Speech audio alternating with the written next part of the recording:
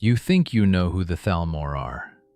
You have met them on the roads of Skyrim, tall elves in black and gold robes, escorting prisoners, sneering at anyone who dares to question their authority. You have heard them preach about Elven supremacy. You have watched them hunt Talos worshippers, dragging old men from their homes for the crime of praying to the wrong god. You hate them. Everyone hates them. And that hatred blinds you to the truth, because the Thalmor are not what they appear to be. They are not simply racists. They are not merely conquerors. What they want, what they are actively working toward, is something so much worse than tyranny. The Thalmor want to destroy reality itself, not rule it, not reform it, unmake it. Erase everything that exists. Return the universe to the nothing that preceded creation. And they are winning. Tonight, I will show you what the Thalmor really are, what they really want, and why, if no one stops them, everything you know and love will simply cease to exist. Let us begin with what everyone knows. The Thalmor are the ruling faction of the Aldmeri Dominion, a political alliance of High Elves, Wood Elves, and Khajiit that controls the southern portions of Tamriel. They rose to power in the aftermath of the Oblivion Crisis, when the Empire was weakened and the Elven nations saw an opportunity to reclaim their ancient glory. On the surface, their goals seem straightforward. Elven supremacy, the restoration of Mer civilization to its rightful place at the top of the racial hierarchy. The humiliation of mankind, whom they view as lesser beings, useful only as servants and subjects. This is the story they tell. This is the mask they wear. And most people never look beneath it. The Great War. In 4E 171, the Aldmeri Dominion invaded the Empire. They struck without warning, pouring through Cyrodiil's southern borders with armies that had been preparing for decades. The war lasted 5 years and cost hundreds of thousands of lives. The Empire fought desperately. The Battle of the Red Ring, where Imperial forces recaptured the Imperial city from Dominion occupation, was one of the bloodiest conflicts in Tamriel's history. For a moment, it seemed like the Empire might win, but the Mede dynasty made a choice. Rather than continue fighting a war that might destroy what remained of civilization, Emperor Titus Mede II signed the White Gold Concordat, a peace treaty, a surrender in all but name. The terms of the White Gold Concordat are familiar to anyone who has played Skyrim. The Empire ceded large portions of Hammerfell to the Dominion. The Blades, the ancient order of dragon slayers who had served as Imperial agents and guardians, were officially disbanded, their members hunted and killed. And the worship of Talos, the divine incarnation of Tiber Septim, was outlawed throughout the Empire. This last provision is the one that matters most, not because Talos worship is particularly powerful, not because the Thalmor are offended by human religion, but because Talos represents something the Thalmor need to destroy, a threat to their true plan. To understand what the Thalmor really want, you need to understand what they believe. High Elven theology teaches that the mortal world, Mundus, was a mistake. According to their creation myths, their ancestors were divine beings, immortal spirits existing in a state of perfect bliss. Then the trickster god Lorkhan deceived them into creating the mortal plane, trapping them in physical bodies, stripping away their divinity. Mortality, in this view, is a prison. The world is a cage. Every elf born is a god reduced to flesh, a spirit of infinite potential forced to live and die in a limited, corrupt existence.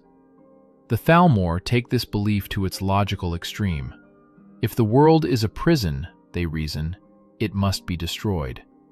If mortality is corruption, it must be ended. If their ancestors were deceived into creating Mundus, the only true justice is to unmake what was made.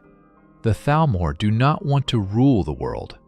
They want to end it. This sounds insane. It sounds like the ranting of a death cult, a philosophy so nihilistic that no rational being could embrace it. But the Thalmor are not irrational. They are coldly, terrifyingly logical. They believe that if Mundus is destroyed, if the mortal plane ceases to exist, the spirits trapped within it will be released. The elven souls will return to their divine state. They will become gods again, immortal and perfect, freed from the curse of Lorkhan's deception. They are not seeking death. They are seeking transcendence. And they believe they have found a way to achieve it. The Towers. This is where the Thalmor's plan becomes specific, where philosophy becomes strategy, where religious belief becomes actionable conspiracy. In Elder Scrolls cosmology, the mortal world is held together by a series of metaphysical structures called towers. These are not just buildings, though most take physical form as literal towers or mountains. They are anchors, foundations, the pillars that hold reality in place. Each tower is powered by a stone, an artifact or concept that serves as its heart. As long as the stone remains intact, the tower functions. As long as the towers function, Mundus persists. But the towers can be deactivated. The stones can be destroyed or removed. And if enough towers fall, reality itself will unravel. The Thalmor know this, and they have been systematically destroying the towers for centuries. Let me show you the evidence. The Crystal Tower, Adamantia, stood in the Somerset Isles, the homeland of the High Elves. It was the oldest tower, built by the gods themselves at the moment of creation.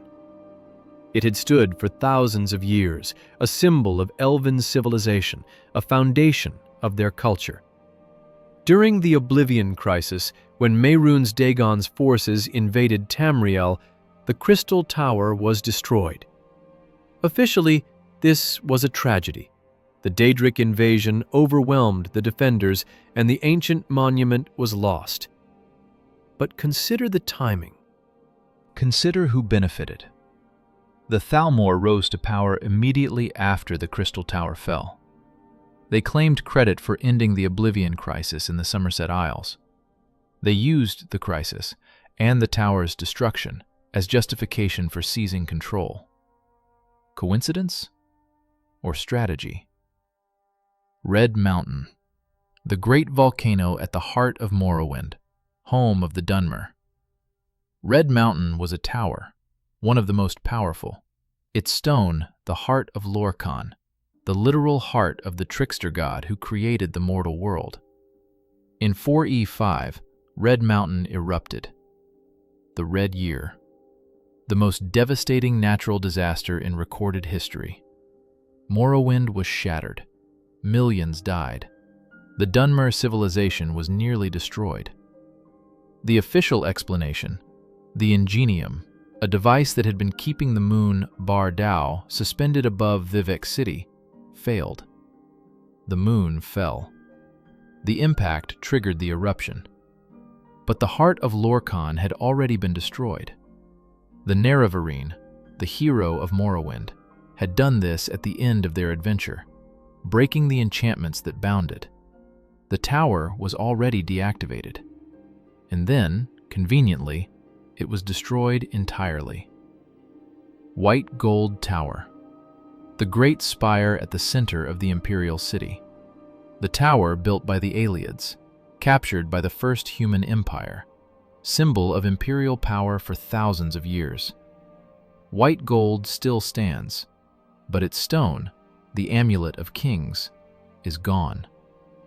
Martin Septim used the amulet to transform himself into an avatar of Akatosh during the Oblivion Crisis.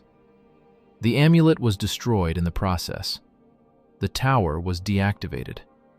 This happened before the Thalmor rose to power. but it happened in a way that benefited them enormously. The Septim dynasty ended. The empire was weakened, and one more tower stopped functioning. Snowthroat, the throat of the world.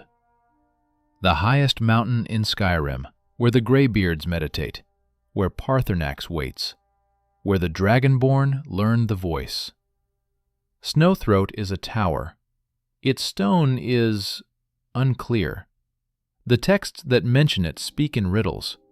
The cave, or perhaps the voice, or perhaps something that has not yet happened. What is clear is that the Thalmor are very interested in Skyrim. They have agents throughout the province. They are fueling the civil war, keeping the Empire and the Stormcloaks fighting each other, preventing either side from achieving total victory. Why? Because a united Skyrim would be a threat to their plans. Because Snowthroat must be dealt with, one way or another. Because the tower must fall. The pattern becomes clear once you see it. The Thalmor are not conquering Tamriel. They are dismantling it. They are removing the foundations of reality one by one, preparing for the moment when the last tower falls and Mundus simply stops existing. The Great War was not about territory. It was about positioning. It was about ensuring that no force remained strong enough to stop them. The White Gold Concordat was not about peace. It was about control. It was about placing Thalmor agents throughout the Empire, giving them access to information and influence they need for the final stages of their plan. The banning of Talos worship was not about religious intolerance. It was about removing a threat we will discuss shortly. Everything the Thalmor do serves their ultimate goal, the end of everything. And here is what makes them truly terrifying. They are patient. The Thalmor do not need to win quickly. They are elves. They live for centuries. Their plans span generations. They can afford to wait, to move slowly, to let their enemies think they have been contained. The Empire believes the White Gold Concordat bought them time.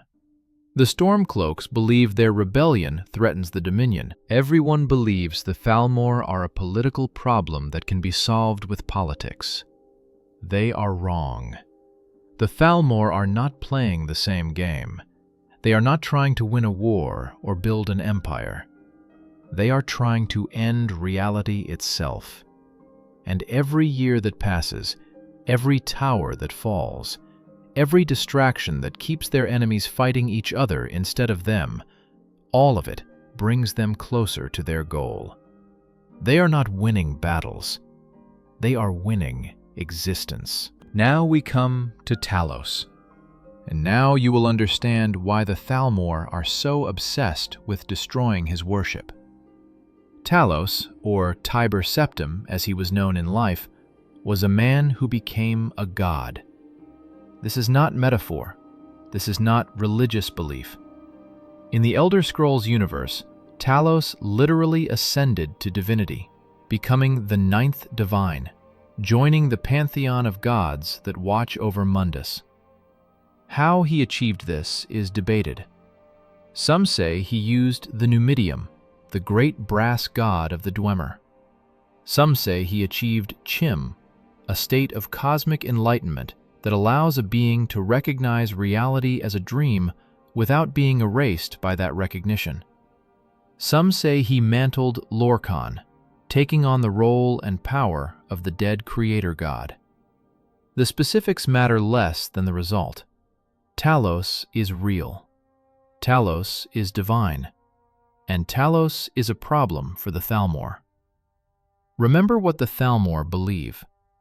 They believe that Mundus is a mistake, that mortality is a prison, that the only true salvation is the unmaking of creation itself. And now consider Talos, a mortal who became a god, a human, a member of the race the Thalmor consider animals who achieved divinity, a being who did the impossible, who transcended the limitations of the mortal world without destroying that world. Talos proves that the Thalmor philosophy is wrong. If a mortal can become divine while Mundus still exists, then Mundus is not purely a prison. If transcendence is possible without destruction, then destruction is not necessary.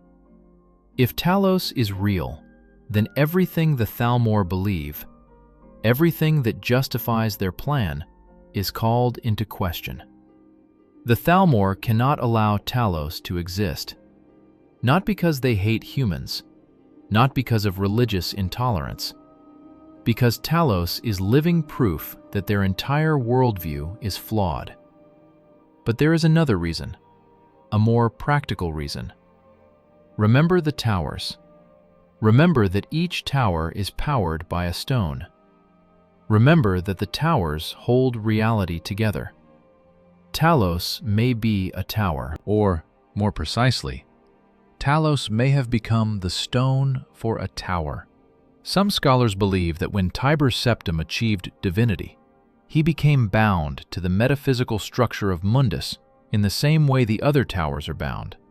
His worship, his continued existence as a divine being, helps anchor reality. If this is true, then destroying Talos worship serves two purposes for the Thalmor. First, it removes a philosophical threat. Without worship, without believers maintaining his existence in the collective consciousness, Talos might weaken, might fade, might eventually cease to be. Second, it deactivates another tower, another anchor removed, another step toward the unraveling of everything. This is why the White Gold Concordat demanded the ban on Talos worship.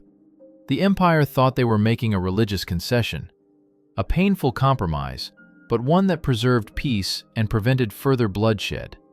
The Thalmor knew they were striking at the foundations of reality. Every shrine destroyed, every priest executed, every worshipper silenced. All of it weakens Talos. All of it brings the Thalmor closer to their goal. And the Empire, in its desperation for peace, agreed to help. The Stormcloak Rebellion in Skyrim makes more sense now. On the surface, the civil war seems counterproductive for the Thalmor. A united empire would be easier to control than a fractured one. A Stormcloak victory would create an independent Skyrim that might actively oppose the Dominion. But consider what the civil war actually does. It kills Nords. By the thousands. Men and women who might otherwise fight the Thalmor are instead fighting each other. The strongest warriors of the most militarily dangerous human race are being eliminated before they can become a threat. It distracts from Talos. Yes, the Stormcloaks fight for Talos worship, but they fight other humans, not the Thalmor. The energy that might go into defending the faith is instead channeled into a war that serves Thalmor interests. It weakens the Empire. Every resource spent on the Civil War is a resource not available to rebuild imperial strength. Every year the war continues, the Empire grows weaker and the Dominion grows stronger. And it damages Skyrim, the homeland of the Nords, the location of Snowthroat, the province that might, if united and strong, pose the greatest threat to Thalmor plans. The Thalmor do not care who wins the Civil War. They care that it continues. They care that humans keep killing humans while the real enemy prepares for the end of everything. Let me give you the complete picture. The towers that originally held Mundus together. Adamantia, the Adamantine Tower in High Rock. The oldest tower, built by the gods. Status, stone missing or deactivated. The tower itself still stands, but its power is uncertain. Crystal-like Law, the Crystal Tower in Somerset. Status, destroyed during the Oblivion Crisis, deactivated. Red Tower, Red Mountain in Morrowind. Stone, the heart of Lorkhan. Status, stone destroyed by the Nerevarine. Tower destroyed by the Red Year, completely deactivated. White Gold, the Imperial City. Stone, the Amulet of Kings. Status: stone destroyed when Martin Septim used it to end the Oblivion Crisis. Deactivated. Green sap: the great grot oak trees of Valenwood. Status: unclear. The Thalmor now control Valenwood through the Aldmeri Dominion. Whatever they are doing to this tower, they are doing it quietly. Orichalk: the legendary Tower of Yokuda. Status: destroyed when Yokuda sank. This happened in a previous era, or perhaps a previous Kalpa, as we discussed in the Alduin video. Walkbrass: the Numidium. Status: destroyed at the end of the Second Era. This tower walked. It was a giant mechanical god, not a stationary structure. Snowthroat: the throat of the world in Skyrim. Status: active, but the nature of its stone is unknown. The Thalmor are actively interested in Skyrim, which suggests Snowthroat is a target. Count them. Of the 8 known towers, at least 4 are confirmed deactivated or destroyed. Others are under Thalmor control or influence. Perhaps only Snowthroat remains fully active, and the Civil War ensures that Skyrim cannot protect it. The Thalmor have been working on this for centuries, perhaps for millennia. Each tower that falls brings them closer to their goal, and the world does not even know it is dying. Now let me connect this to what we discussed in the Alduin video. Alduin was supposed to end the world. He was the mechanism of Kalpa endings, the dragon who consumes reality so that it can be reborn. But Alduin abandoned his purpose. He wanted to rule, not destroy. And so the cycle is broken.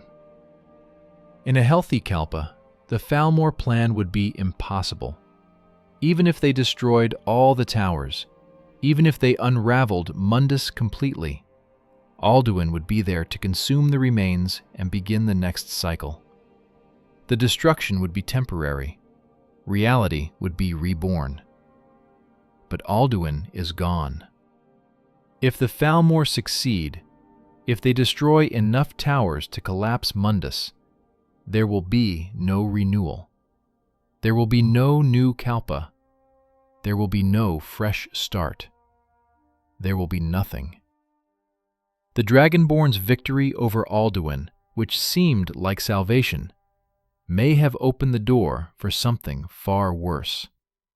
Without the World Eater to reset existence, the Thalmor can achieve permanent annihilation. This is the cosmic tragedy we discussed before. The safety net is gone. And the Thalmor are preparing to push everyone off the edge. You might wonder, do all Thalmor know this? The answer is almost certainly no. The average Thalmor agent believes what they are told to believe. Elven supremacy, the restoration of Mer civilization, political dominance over the lesser races. These are motivating ideologies for soldiers and administrators who do not need to understand the deeper truth. The inner circle, the true believers, the architects of the plan, are a much smaller group. They are the ones who know what they are really working toward. They are the ones who have accepted that everything must end for them to achieve transcendence. And they are the ones who give orders. The Thalmor you meet on the roads of Skyrim, the ones who sneer at you and hunt Talos worshippers, most of them are pawns, useful idiots serving a plan they do not comprehend.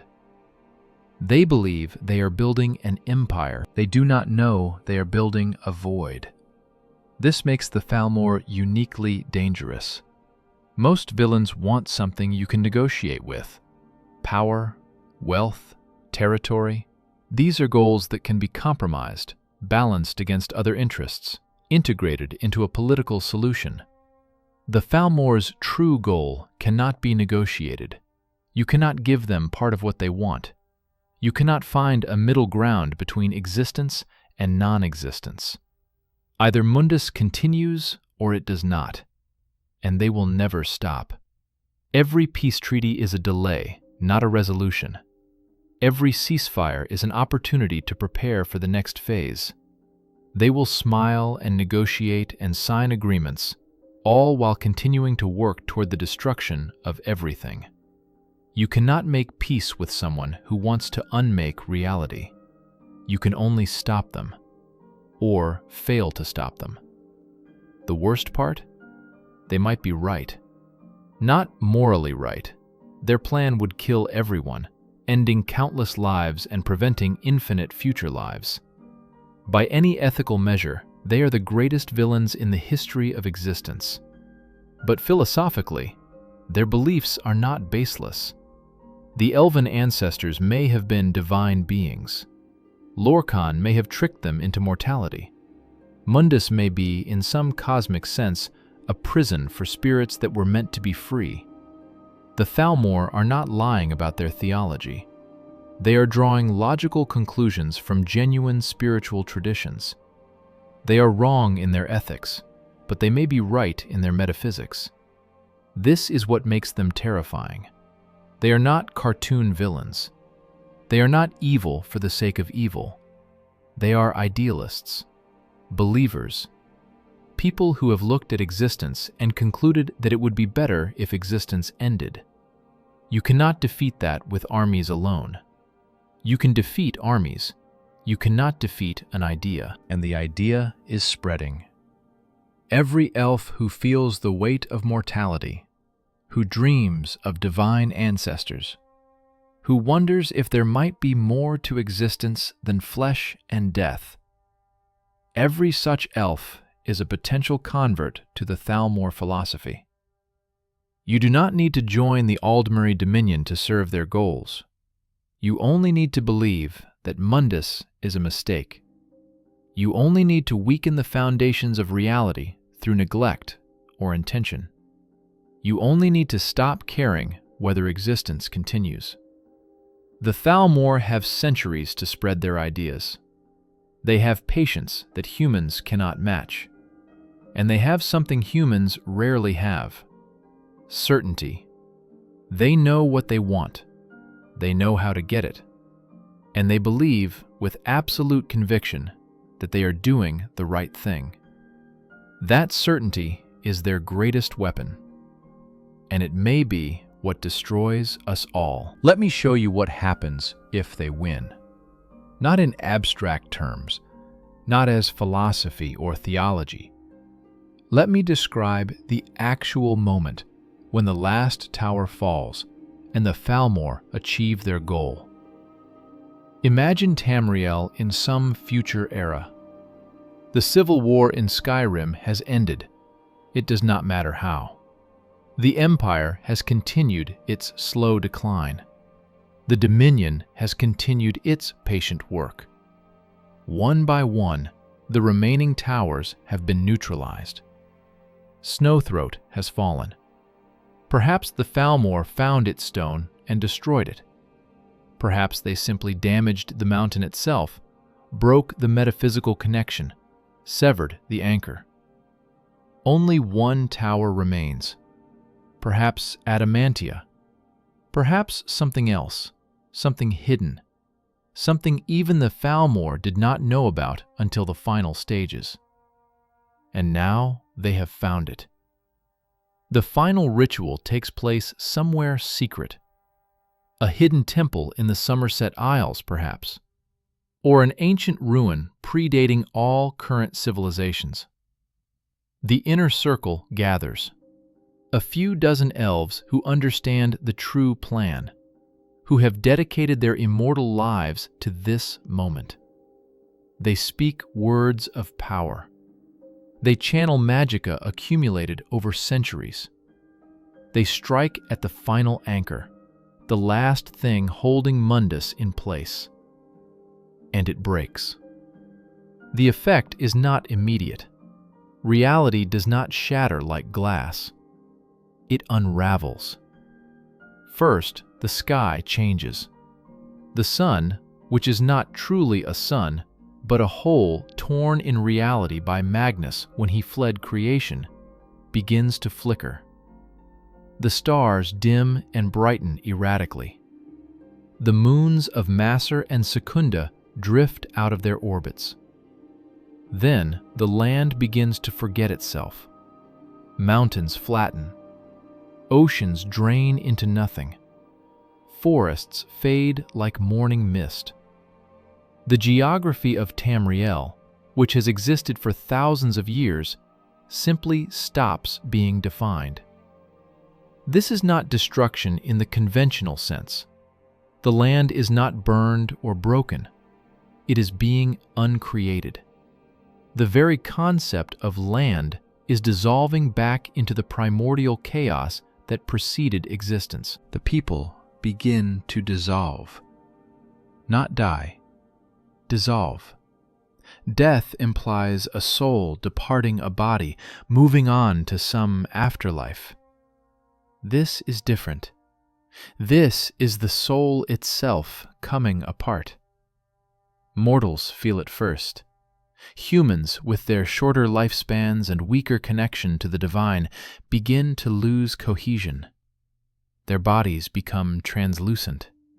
Their thoughts scatter. They try to scream, but have forgotten what screaming is. The elves last longer.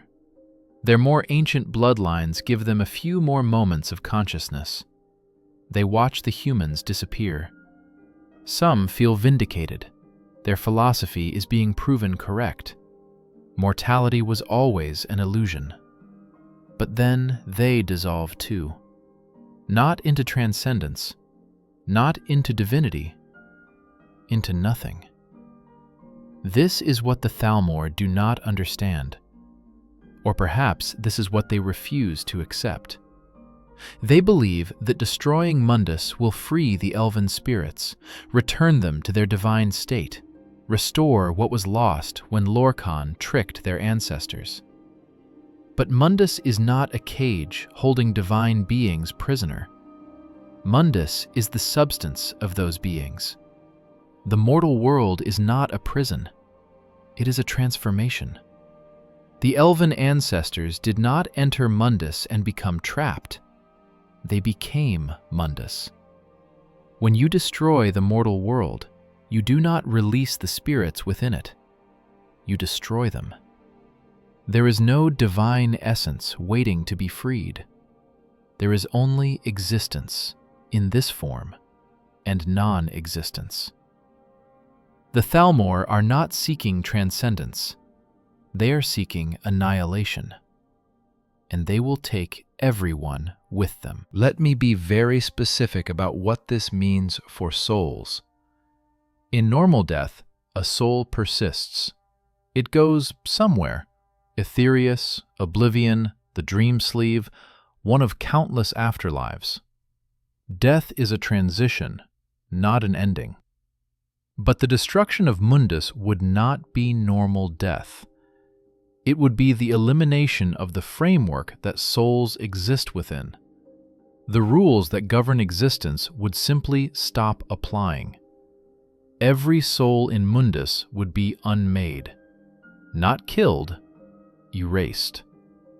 Every person who has ever lived, every memory, every love, every achievement, all of it would simply cease to have ever been. This is not death. Death implies something that lived. This is the elimination of having lived at all. And it gets worse. The effects would not stop at Mundus. Mundus exists in relationship to other planes, oblivion, Etherius, the spaces between. The mortal world is the center of a cosmological structure that extends far beyond it. When Mundus unravels, that structure destabilizes. The Daedric princes, in their realms of oblivion, would feel their domains begin to collapse. The plane of Molag Bal, the realm of Hermaeus Mora, the shivering isles of Sheogorath, all of them depend, in ways even the princes may not understand, on the existence of Mundus. The gods of Aetherius would feel it too. The Aedra, already weakened by their sacrifice in creating the world, would have nothing left to anchor them. They would fade, dissolve, vanish. The Thalmor plan would not destroy a world. It would destroy the entire cosmological structure that world is part of. Every realm, every plane, every god and daedra and spirit, all of it would collapse into the void. And then? Nothing. Not darkness. Darkness is something. Not silence. Silence requires something to be absent from. True nothing. The nothing that existed before the Orbis, before Anu and Padome, before existence itself. A return to the state before creation. The Thalmor believe this is desirable. They believe that the state before creation was perfect, pure potential, uncontaminated by the limitations of mortality. But pure potential is another way of saying nothing that will ever happen. A universe of pure potential is a universe where no one will ever love, or create, or experience anything. The Thalmor are trading infinite future existence for what? The satisfaction of ending a world they consider imperfect. The philosophical victory of proving their theology correct. The brief moment of transcendence they imagine they will experience as they dissolve along with everything else. It is the ultimate expression of spite. If we cannot be gods, no one will be anything. Let me be clear. The Thalmor would not survive their own plan. Some of them may believe they will transcend, that destroying Mundus will return them to their divine state, that they will persist as immortal spirits in the pure potential of non-existence. They are wrong. The inner circle may know this. They may have accepted it. They may have decided that non-existence is preferable to mortal existence, that the peace of the void is worth the price of everything. Or they may be in denial. They may have convinced themselves through centuries of rationalization that they will somehow be the exception, that their philosophical purity will protect them, that they deserve to survive when no one else does. Either way, they will die along with everyone else. The void does not make exceptions. Now consider what you know about the current state of Tamriel. The towers are falling. The empire is weak. The dominion grows stronger every decade. The civil war distracts humanity from the true threat. Talos worship is being suppressed, weakening another anchor. And Alduin is gone. Without the World Eater, there is no reset. Without the cycle of Kalpas, there is no renewal. The Thalmor have a clear path to their goal, and no cosmic force stands in their way. How long until they succeed? Decades? Centuries? Millennia? It does not matter. They are patient. They have already been working on this plan for longer than most human civilizations have existed. They can wait as long as they need to, and every year they get closer. The heroes of Tamriel have no idea what they are fighting. The Dragonborn defeated Alduin and unknowingly removed the one being who could have prevented the Thalmor's ultimate victory. The Stormcloaks fight for Talos and unknowingly serve Thalmor interests by weakening the Empire and killing Nords. The Empire fights to preserve itself and unknowingly delays the inevitable while failing to address the true threat. No one is working to stop the Thalmor's real plan. No one knows what the real plan is. The Inner Circle has hidden their intentions behind layers of political maneuvering and philosophical obfuscation. By the time anyone realizes what is happening, it may be too late. The last tower will fall, And then nothing will matter, because there will be nothing. Is there hope? Perhaps. The Thalmor are not omnipotent. Their plan depends on factors they cannot fully control. A united resistance could stop them, if that resistance understood what it was fighting. The towers might be protected. New towers might be created. The cosmic structure of Mundus might be reinforced in ways the Thalmor have not anticipated. Talos might be stronger than they realize. His worship continues in secret, maintained by faithful believers who refuse to abandon their God. Every prayer to Talos is a small act of resistance against the unmaking of reality. And there are forces in the universe that even the Thalmor cannot predict. The Dragonborn, the Nerevarine, the hero of Kvatch. Time and again, individuals have emerged to change the course of history.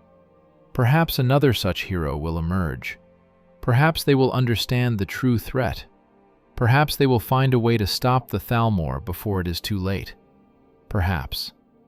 But hope is not certainty, and the Thalmor continue their work. So what do we do? What can anyone do against an enemy that has been working for millennia? Against a conspiracy so vast that most people do not even know it exists? Against a plan that threatens not just life, but the very concept of existence? Let me offer some thoughts. First, understanding is resistance. The Thalmor's greatest advantage is secrecy. Their plan works because no one knows about it. The Empire signed the White Gold Concordat without understanding what it truly conceded. The Stormcloaks fight for Talos without understanding why the Thalmor truly fear him. Everyone opposes the Dominion for the wrong reasons. But now you know. You understand what the towers are. You understand why Talos matters. You understand what the Thalmor actually want. This knowledge changes things. Not dramatically. You cannot single-handedly stop a millennia-old conspiracy. But every person who understands the truth is one more person who cannot be manipulated. One more person who might make different choices. One more person who might, in small ways, resist the unmaking of reality. Knowledge spreads. Understanding grows. And the Thalmor's secrecy erodes, one conversation at a time. Second, Talos worship matters. This may sound like religious propaganda. It is not. I am not asking you to believe in Talos as a personal spiritual practice. I am pointing out a strategic reality. Talos, if the theories are correct, helps anchor reality. His existence as a divine being, maintained by the faith of his worshippers, strengthens Mundus against the forces that would unmake it. Every act of Talos worship is an act of cosmic resistance. Every shrine maintained, every prayer whispered, every defiance of the White Gold Concordat, all of it contributes to the stability of existence. The Stormcloaks understand this instinctively, even if they cannot articulate it in cosmological terms. They feel that Talos matters. They are right. You do not need to join a rebellion. You do not need to become a martyr. But if you have the opportunity to support Talos worship, even quietly, even secretly, you are supporting the continued existence of reality itself. Third, the Empire must survive. This is complicated. The Empire is flawed. The Empire signed a treaty that serves Thalmor interests. The Empire has failed in many ways to protect its people. But the Empire is also the only institution capable of opposing the Dominion on equal terms. A fragmented Tamriel, independent provinces squabbling over borders while the Thalmor work unopposed, is exactly what the Inner Circle wants. Division serves destruction. Unity resists it. The Empire needs reform. It needs new leadership, new strategy, new understanding of the true threat. But it needs to exist for any of that to happen. Those who would tear down the Empire in the name of freedom or tradition or vengeance must ask themselves, what serves the Thalmor more? An imperfect empire or no empire at all? Fourth, the towers must be protected. We do not know exactly how many towers remain active. We do not know the precise nature of their stones. But we know that the towers are essential to the continued existence of Mundus. Any effort to understand the towers, to protect them, to potentially create new ones, these efforts are essential.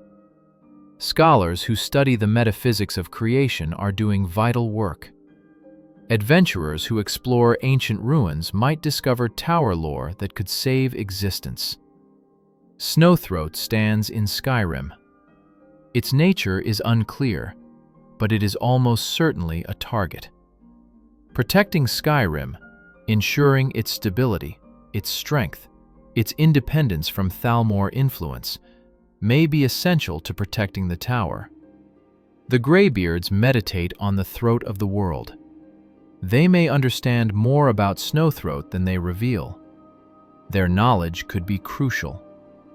Paarthurnax waits at the peak. He has lived for thousands of years, witnessed the rise and fall of civilizations, understands the nature of reality in ways no mortal can match.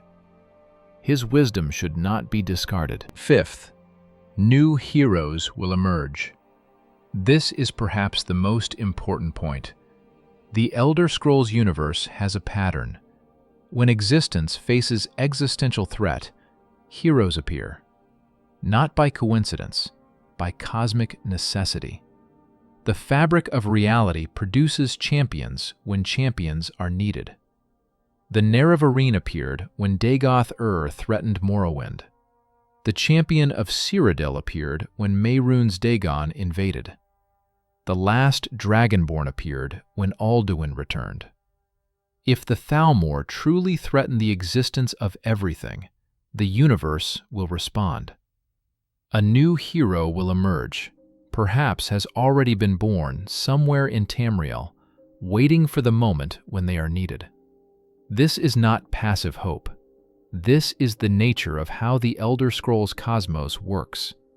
The universe protects itself through chosen individuals who arise at crucial moments. The next hero may not know their destiny yet. They may be a child in some remote village. They may be a scholar in an imperial library. They may be an elf within the Dominion itself, beginning to question the philosophy they were raised with. They are out there, and when the time comes, they will act. But all of this assumes the Thalmor can be stopped. All of this assumes that existence is worth preserving. All of this assumes that the fight is worth fighting.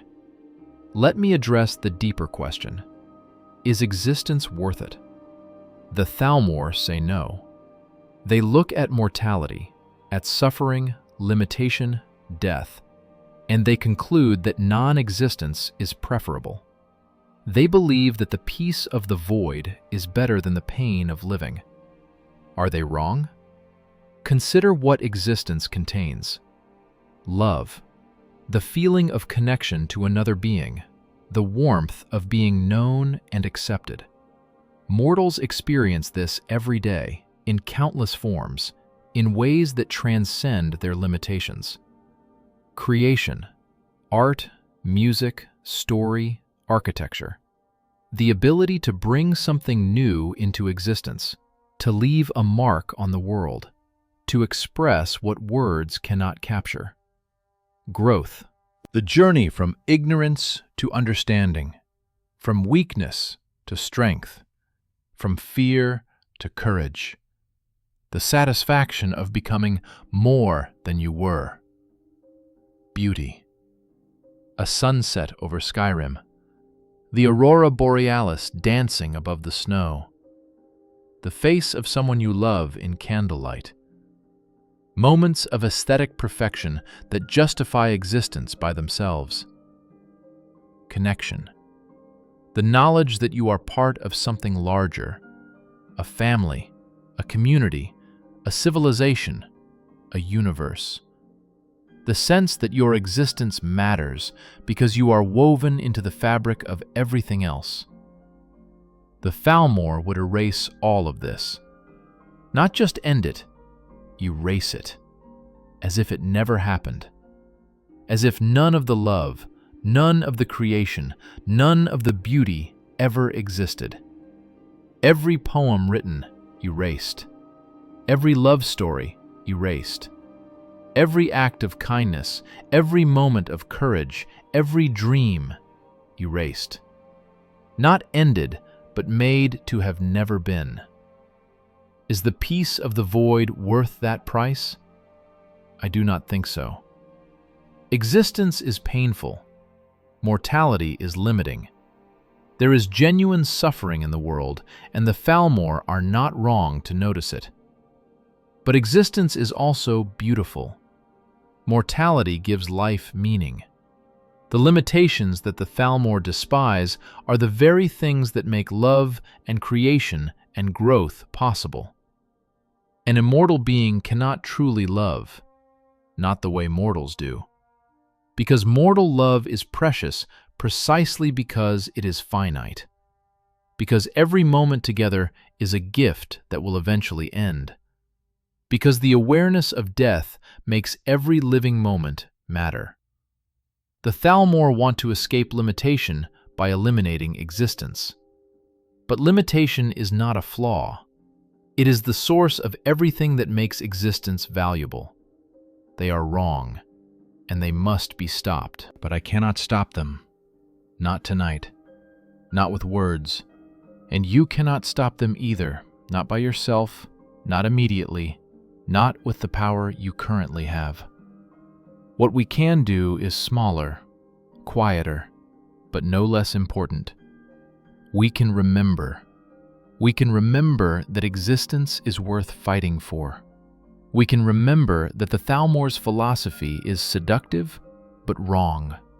We can remember that limitation is not a prison. It is the shape of meaning, and we can live accordingly. Every act of love is resistance against the void. Every act of creation is resistance. Every moment of beauty appreciated, every connection maintained, every kindness extended. All of it affirms existence. The Thalmor want us to despair. They want us to agree that existence is suffering, that mortality is a curse, that non-existence is preferable. Do not give them that victory. The sun will rise tomorrow. It has risen every day since the world began. It will rise tomorrow and the day after, and for as long as existence continues. The Thalmor work in shadows, across centuries, planning the end of everything. They are patient and determined and utterly convinced of their righteousness. But the sun rises anyway. Mortals love anyway, create anyway, live anyway. Despite suffering, despite limitation, despite the knowledge that everything ends. And perhaps that is the greatest resistance of all. Not armies, not heroes, not cosmic interventions, just living. Fully, despite everything. I do not know if the Thalmor will succeed. I do not know if existence will continue or end. I do not know what the future holds for Tamriel, for Mundus, for the Arbis itself. But I know this. Right now, the sun is setting somewhere in Skyrim. Someone is watching it. Perhaps a farmer, tired from a day's work. Perhaps a child, seeing the colors for the first time. Perhaps an old man, wondering how many more sunsets he will see. And that moment, that single, finite, mortal moment of beauty, is worth more than all the Thalmor's philosophy. It is worth existing for. It is worth fighting for. It is worth remembering, even if the void eventually takes everything. Sleep now. The world continues. The sun will rise. And somewhere, somehow, existence persists. Let that be enough. Let that be enough for tonight. Tomorrow, there will be time for worry, for planning, for resistance. Tomorrow, the fight continues. But tonight, just rest. Just exist. Just be. The Thalmor cannot take this moment from you. They cannot take any moment you truly live. The void waits. It has always waited. But we are here now, and that matters. Sleep well.